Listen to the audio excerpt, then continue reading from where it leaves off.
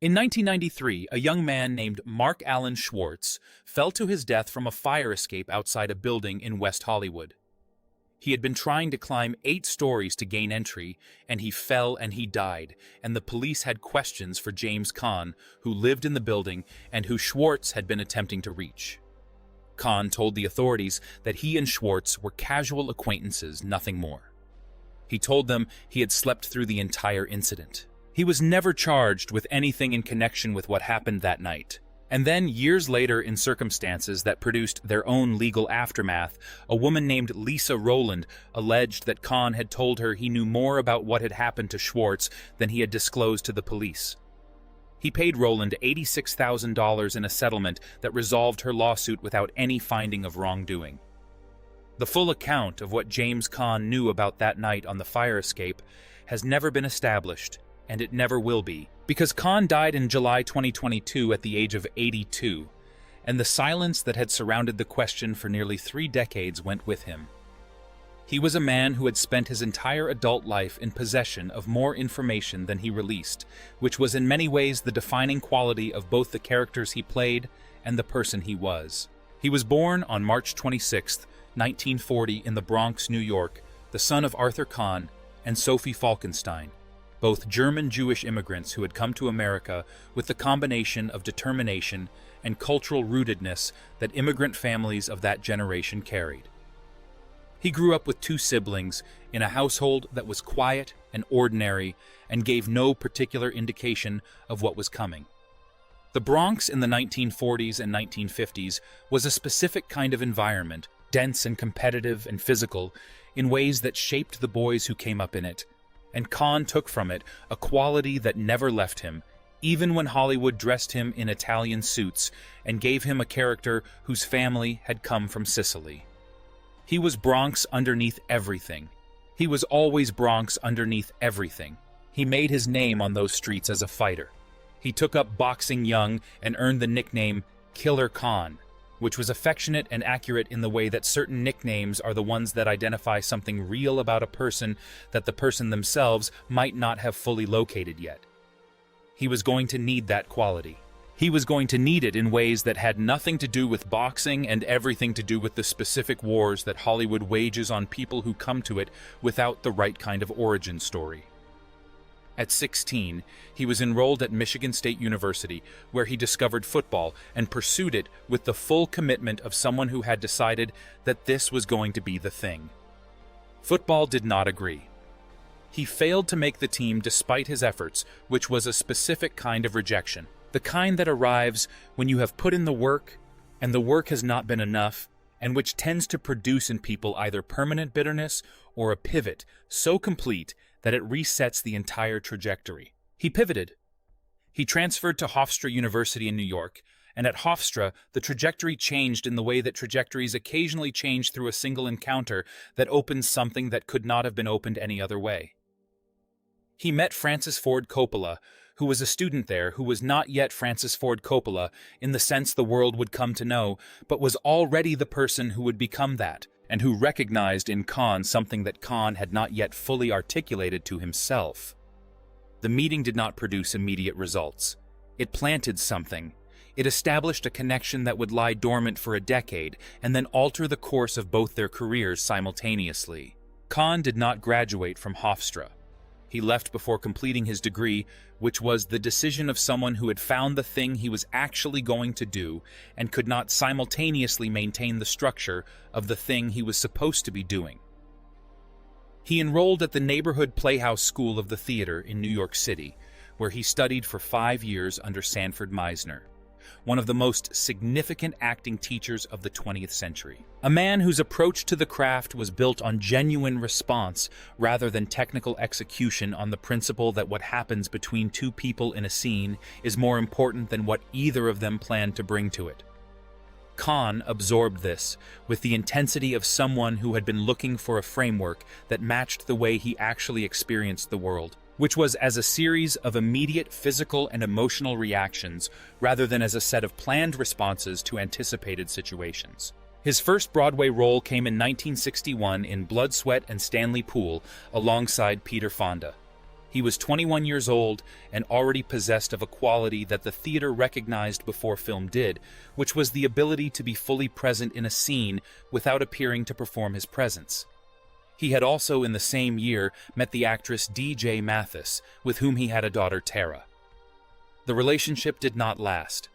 They divorced in 1966, which was the first in a series of marriages that would extend across 4 decades and produce 4 children and an equal number of endings, and which constituted the personal pattern that ran alongside the professional one with remarkable consistency throughout his adult life. The work in the 1960s was steady without being transformative.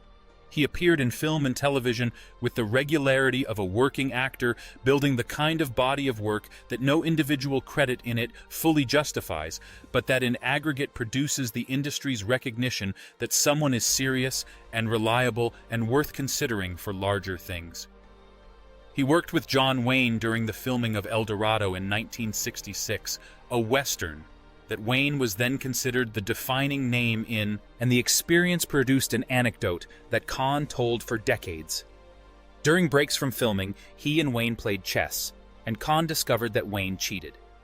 The discovery offended something in him that he has described plainly, that the Duke was not what the Duke appeared to be, and that Killer Caan eventually surfaced and resolved the situation with a punch. Whether the story is precise in every detail is less important than what it reveals about Caan, which is that there was always a gap between who people appeared to be and who they were, and that he was alert to that gap in ways that not everyone was. The television film Brian's Song arrived in 1971 and changed the terms.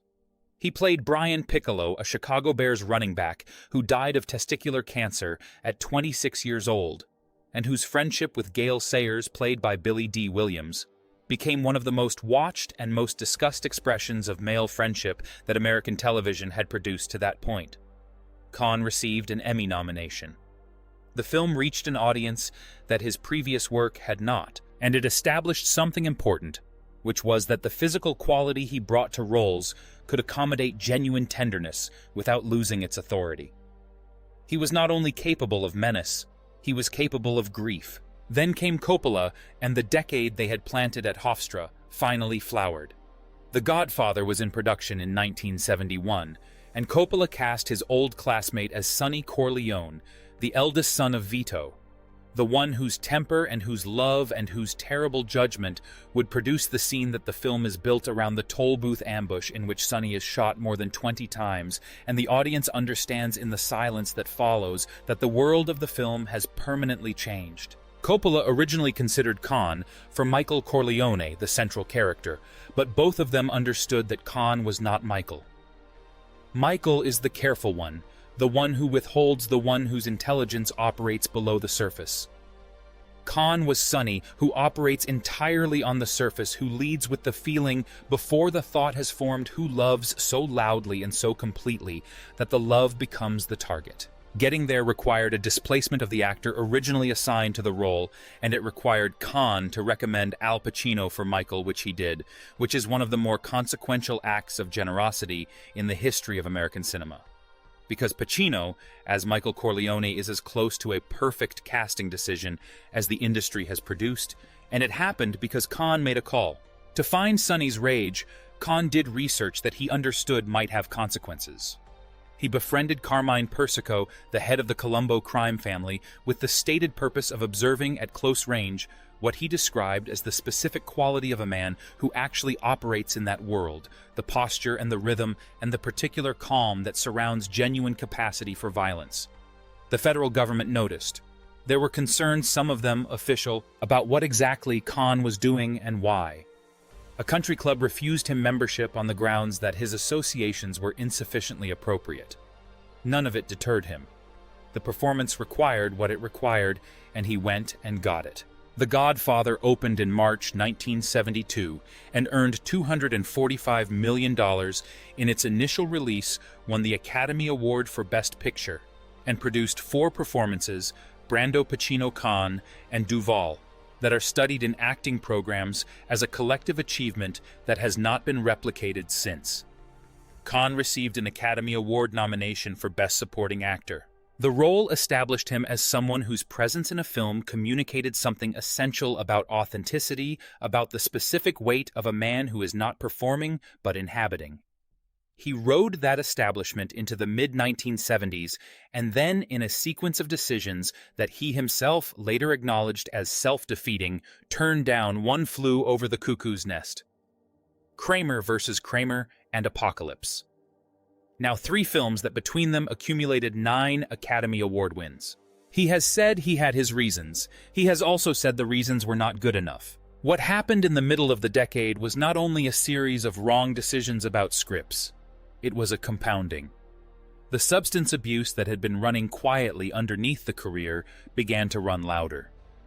He appeared in Funny Lady in 1975, the sequel to Funny Girl, alongside Barbra Streisand. He appeared in Rollerball in 1975, a science fiction film that found an audience but did not extend the critical momentum of The Godfather.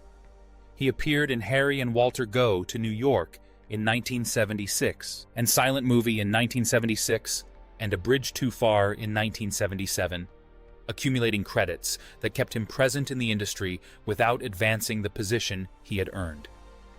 For a man who had been nominated for an Academy Award for Best Supporting Actor at 31 years old, the distance between what had seemed possible and what was materializing was the kind of gap that certain people fill with work and others fill with something else. Caan was filling it with something else, and the something else was accelerating. The career contracted. He moved to the Playboy Mansion after his second marriage to Sheila Marie Ryan ended in the late 1970s under the pressure of the substance abuse that had been accumulating quietly through the decade and that was now less quiet. He lost money to an accountant who had been embezzling from him for years, which he did not discover until he was too financially depleted to ignore it, and which he partly attributed to the fact that he was too impaired at the time to monitor what was happening around him. The IRS was owed hundreds of thousands of dollars. His sister Barbara died of leukemia in 1982, and the grief from that loss drove him deeper into the behavior that was already costing him everything. He lost his house, he lost his savings. He was coaching boys baseball in the mid-1980s, a 6-year hiatus from the industry that had made him famous. And he has described those years as the ones in which he began to understand what he was actually doing to himself, because teaching 12-year-olds to play baseball has a clarity to it that the Hollywood world does not. The rehabilitation that eventually took hold came through an unexpected connection. His old friendship with Carmine Persico, the contact he had cultivated for the Godfather research, and which had caused federal officials to take notice, produced something useful in the wreckage of the mid-1980s. Persico's cousin Andrew Russo directed Caan toward rehabilitation facilities that were equipped to handle what he was dealing with. The irony of the mob connection leading to sobriety rather than further destruction is the kind of detail that belongs to a specific kind of life, one in which the same elements that almost destroy you occasionally provide the route back. He entered treatment. He began the process that required him to look at what he had been doing and why, which was the harder work than the detox itself, because the why traced back to grief that the drugs had been managing imperfectly for years. He came back for Misery in 1990, and the return was not simple. Director Rob Reiner wanted him for the role of the novelist held captive by his obsessive fan, a role that required him to be largely stationary for most of the film's duration, to communicate fear and intelligence and survival instinct from a bed, using almost no physical freedom. For a man whose entire screen presence had been built on the specific authority of a body in motion, this was an instruction that went against the grain of everything he understood about himself as an actor. He shared the reluctance openly. Reiner understood it and used it, directing Caan to channel his own frustration about the constraint directly into the performance, and the performance was what it became because of that friction. The film grossed $61 million in the United States and re-established him as someone the industry needed to take seriously. He married twice more after Misery, to Ingrid Hajek in 1990 and to Linda Stokes in 1995, with whom he had 2 sons, James and Jacob, and with whom he moved to a cabin in Utah in the late 1990s in an attempt at the quieter life that his constitution had never previously accommodated. He lasted 2 years. He came back to Los Angeles and made 4 films in rapid succession and appeared in the NBC drama Las Vegas across 6 seasons and demonstrated what he had always known about himself, which was that the work was not optional. It was the structure through which everything else in his life was organized. He practiced karate for nearly 30 years, earning a black belt and crediting the discipline with carrying him through the periods when everything else was falling apart. The discipline of martial arts is not incidentally different from the discipline of method acting. Both require the practitioner to be fully present to respond to what is actually happening, rather than what was planned to be available to the moment, rather than executing a prepared sequence. Meisner had taught him this about acting. Karate confirmed it through a different medium. He was a man who needed a physical practice to think clearly, and he found 2 of them, and they served him across decades when many of the other structures in his life were not holding. He was vocal about his political conservatism, in an industry where conservatism is not the dominant position, naming Donald Trump as his preferred candidate in 2016, and stating that he wanted it known that a significant number of actors held views that the industry did not publicly acknowledge. Whether this had anything to do with the end of his marriage to Linda Stokes the following year has not been established. What is established is that it was his longest marriage, and its end was his 4th, and he was 77 years old. He died on July 6, 2022, of coronary artery disease and congestive heart failure. He was 82 years old. His passing produced tributes from Coppola, Barbra Streisand, Pacino De Niro, and Kathy Bates, among dozens of others. Because people who work together at the level The Godfather required develop a regard for each other that does not dissolve with time. Caan had been part of something that none of them were going to pretend was ordinary. He had been Sonny Corleone. He had been the performance that made the audience understand in the silence of the toll booth that the film was about love specifically, the love of a man who could not modulate it and who paid for the inability with everything. That is what he left. What performance of his has stayed with you the longest? The rage of Sonny, the desperation of Paul Sheldon, or something else entirely that reminded you what genuine presence on screen actually looks like? Let us know in the comments below. Like the video, subscribe to the channel, and we will see you in the next one.